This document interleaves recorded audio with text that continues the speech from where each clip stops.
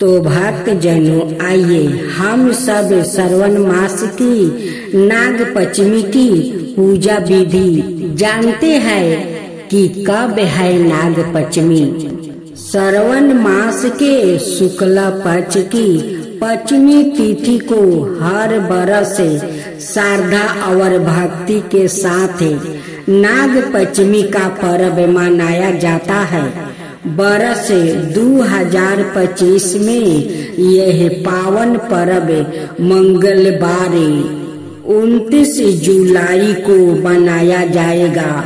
मानता है कि इस दिन नाग देवता की पूजा करने से काल सर्प दोष से मुक्ति मिलती है और जीवन में सुख शांति बनी रहती है। हिंदू परंपरा में नागों को पूजनीय और दिव्या माना गया है। नाग पंचमी का पर्व जीवन में सुरक्षा, उन्नति और बाधा निवारण का प्रतीक है। इस दिन नागों को दूध अर्पित कर पूजा की जाती है।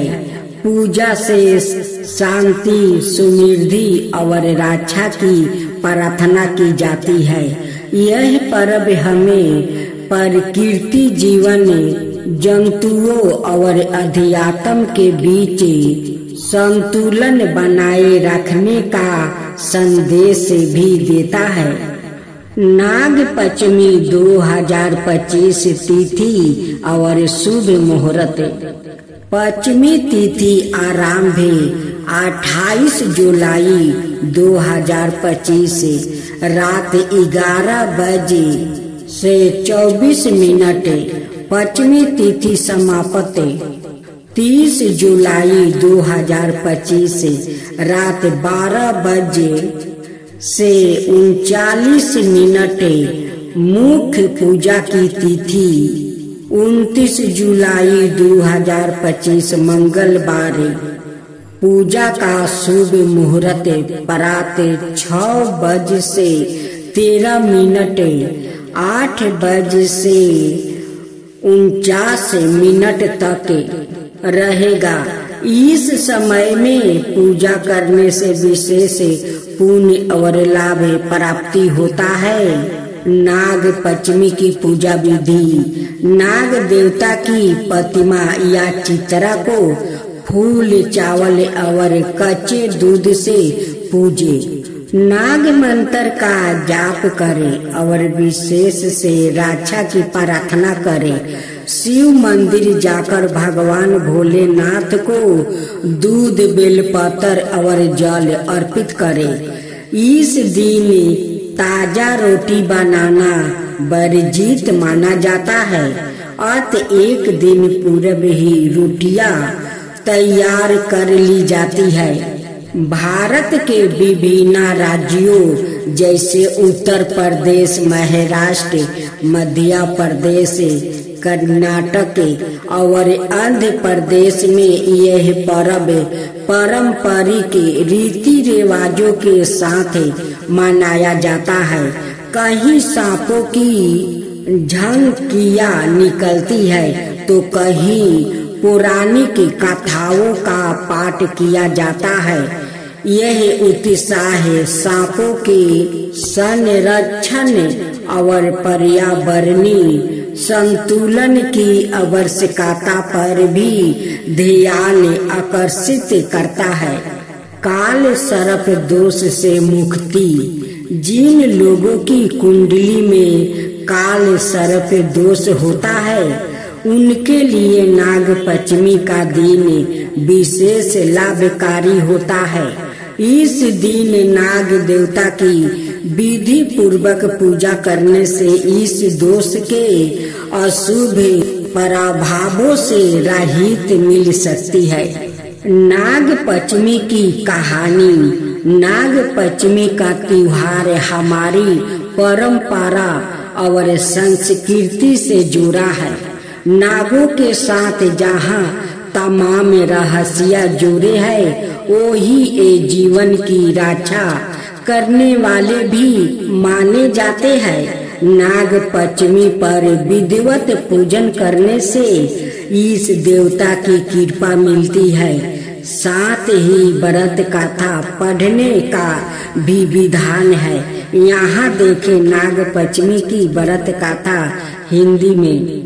नाग पंचमी की कहानी। प्राचीन काल में एक सेठ जी थे जिनके 7 पुत्र थे और 7 के विवाह हो चुके थे। सबसे छोटे पुत्र की पत्नी श्रेष्ठ चरित्र की और सुशील थी, परंतु उसके भाई नहीं था। एक दिन उस घर की बड़ी बहू ने घर लिपने के लिए पीली मिट्टी लाने के लिए सभी बहुओं को साथ चलने को कहा, तो सभी एक साथ डलिया और खुरपी लेकर मिट्टी खोदने के लिए निकल पड़ी। जब बहुओं मिट्टी खोद रही थी तभी वहाँ एक सर्प निकला, जिसे बड़ी बहू खुरपी से मारने लगी। यह देखकर छोटी बहू ने उसे रोका और कहा, इसे मत मारो, यह बेचारा निरपराध है। यह सुनकर बड़ी बहू ने उसे नहीं मारा। तब वो सांप एक और जा बैठा। तब छोटी बहू ने उससे कहा, मैं अभी लौट कर आती हूँ, तुम यहाँ से जाना मत। इतना कहकर वो सबके साथ मिट्टी लेकर घर चली गई और काम काज में फंस कर सांप से जो वादा किया था वो उसे भूल गई। जब छोटी बहू को दूसरे दिन वो बात याद आई तो वो सभी को साथ लेकर वहाँ पहुँच गई और सांपों को उस स्थान पर बैठा देखे बोली, सांप भैया नमस्कार। सांप ने कहा, तू भैया कह चुकी है इसलिए तुझे माफ कर देता हूँ, नहीं तो झूठी बात करने के कारण तुझे डस लेता। वो बोली, भैया मुझसे भूल हो गई, क्षमा मांगती हूँ। सांप बोला, अच्छा तू आज से मेरी बहन हुई और मैं तेरा भैया, तुझे जो मांगना हो मांग ले। वो बोली, भैया मेरा कोई भाई नहीं है, अच्छा हुआ जो तू मेरा भैया बन गया। कुछ समय बीतने पर वो सांप मनुष्य का रूप लेकर उसके घर आया और बोला कि मेरी बहन को भेज दो। जब हैरान हो गई क्योंकि सभी यही जानते थे कि छोटी बहू के कोई भाई नहीं था, तो सर्प बोला, मैं इसका चचेरा भाई हूँ, बचपन में ही बाहर चला गया था। ऐसा सुनकर घर के लोग ने छोटी बहू को उसके साथ भेज दिया। उसने मार्ग में बताया कि मैं यही सर्प हूँ, इसलिए तू डरना नहीं और जहाँ चलने में कठिनाई हो वहाँ मेरी पूंछ पकड़ लेना। छोटी बहू उसके कहे अनुसार उसके घर पहुँच गई। वहाँ के धन ऐश्वर्या को देखकर वो चकित हो गई। एक दिन सर्प की माता ने उससे कहा, मैं एक काम से बाहर जा रही हूँ, तू अपने भाई को ठंडा दूध पिला देना। लेकिन छोटी बहू को यह बात ध्यान नहीं रही और उसने गलती से सर्प को गर्म दूध पिला दिया, जिसमें उसका मुख पूरी तरह से जल गया। यह देखकर सर्प की माता बहुत क्रोधित हुई, परंतु सर्प के समझाने पर शांत हो गई। तब सर्प ने कहा कि बहन को अब उसके घर भेज देना चाहिए। तब सरफ और उसके पिता ने उसे बहुत सा सोना चांदी जवाहरात वस्तु आभूषण आदि देकर उसके घर पहुंचा दिया। इतना ढेर सारा धन देखकर बड़ी बहू ने ईर्ष्या से कहा, तेरा भाई तो बड़ा धनवान है, तुझे तो उससे और भी धन लाना चाहिए। सरफ ने यह वचन सुना तो सब वस्तुओं सोने की लाकर दे दिया। यह देखकर बड़ी बहू ने कहा, इन्हें झाड़ने की झाड़ू भी सोने की होनी चाहिए। तब सरफ ने झाड़ू भी सोने की लाकर दे दिया। सरफ ने छोटी बहू को हीरा मणियों का एक अद्भुत हार दिया। उसकी प्रशंसा उस देश की रानी ने भी सुनी और वहाँ राजा से बोली कि सेठ की छोटी बहू का हार यहाँ आना चाहिए। राजा ने मंत्री को हुक्म दिया कि उससे वो हार लेकर शीघ्र उपस्थित हो। मंत्री ने सेठ जी से जाकर कहा कि महारानी जी छोटी बहू का हार पहनेगी, वो उससे लेकर मुझे दे दो। सेठ जी ने डर के कारण छोटी बहू से हार मांगकर दे दिया।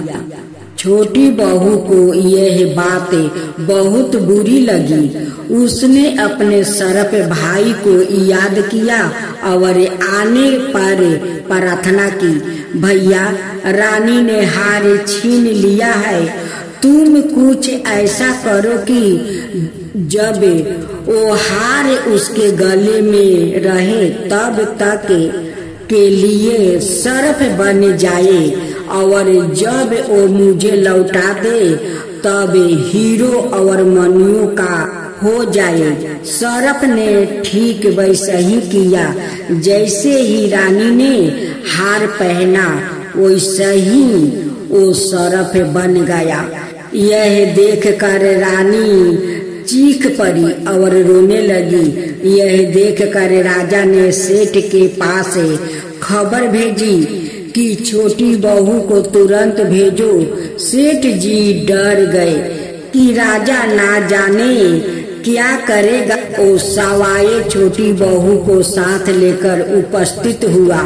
राजा ने छोटी बहू से पूछा, तूने क्या जादू किया है? मैं तुझे दंड दूंगा।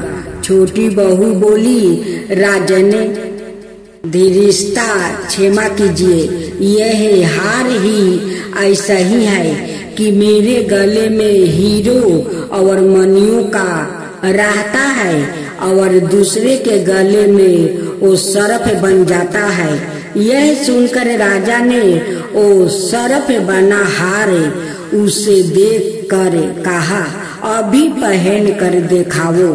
छोटी बहू ने जैसे ही उसे हार को पहना वैसा ही हीरा मणियों का हार हो गया।